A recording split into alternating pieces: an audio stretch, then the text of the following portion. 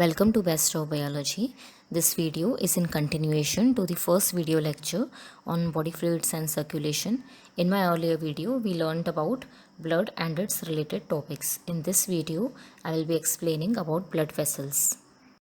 Let's start with an overview of blood vessels. We discussed earlier that blood vessels are the tubes that help blood to circulate in the body. There are 5 types of blood vessels known, namely artery, arterioles, capillaries, venules, and veins. Arteries carry blood away from the heart, that is, from heart towards the body, and they branch into smaller vessels called arterioles. Arterioles then distribute this blood into capillaries that exchange the blood with the body tissues. This blood coming from the heart is rich in oxygen and thus is known as oxygenated blood. When capillaries diffuse this oxygenated blood into body tissues, oxygen is absorbed and carbon dioxide is removed from them. At this point, the blood is known as deoxygenated blood, as it is rich in carbon dioxide and poor in oxygen.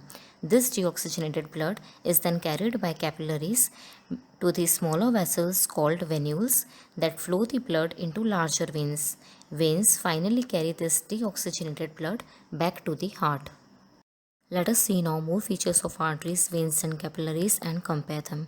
Arteries are thick walled. Since the blood from the heart flows with a lot of pressure, thick walls of arteries help them to withstand this pressure. Arteries are elastic so that they can easily contract and relax for the purpose of controlling blood pressure. They have muscular walls, especially they have smooth muscles that function involuntarily. That means they are not in our control. Veins are thinner and less elastic than the arteries because pressure of blood in veins is much low. Since the veins have to transfer the deoxygenated blood back to the heart, veins also have valves to prevent the backflow of this deoxygenated blood. This helps in preventing mixing of deoxygenated blood with the oxygenated one. Capillaries are thinnest of the three and are made of single layer of endothelium. This helps in easy exchange of blood with the body tissues. We have seen in previous diagram that capillaries connect arterioles with venules. Arterioles are smaller arteries and venules are smaller veins. Let us understand now how these blood vessels look from inside, that is anatomy of blood vessel. You can see in the diagram at the top a blood vessel is shown. You can distinguish the layers of blood vessels and their lumen. Layers are the outer walls of the blood vessels and lumen is the inside space of blood vessel.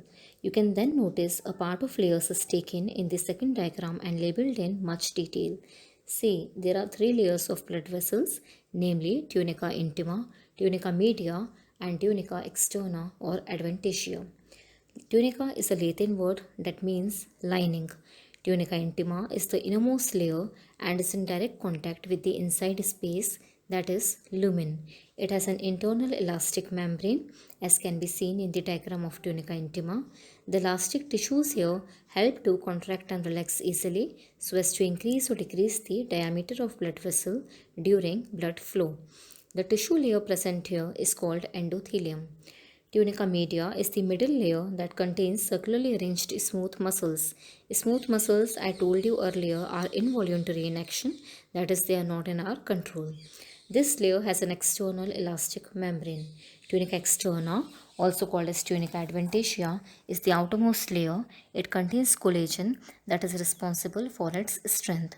It also contains elastic fibers, lymph muscles, and nerve fibers.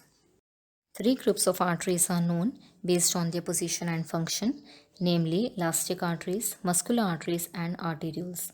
Elastic artery is the one that is nearest to the heart. See in the diagram, since the elastic artery carries the blood from the heart, this artery experiences the greatest pressure and has thickest wall of tunica intima to withstand this pressure of blood. Muscular artery is lesser elastic and lesser thick than the elastic artery. It has more of smooth muscles so that it can work involuntarily and smoothly.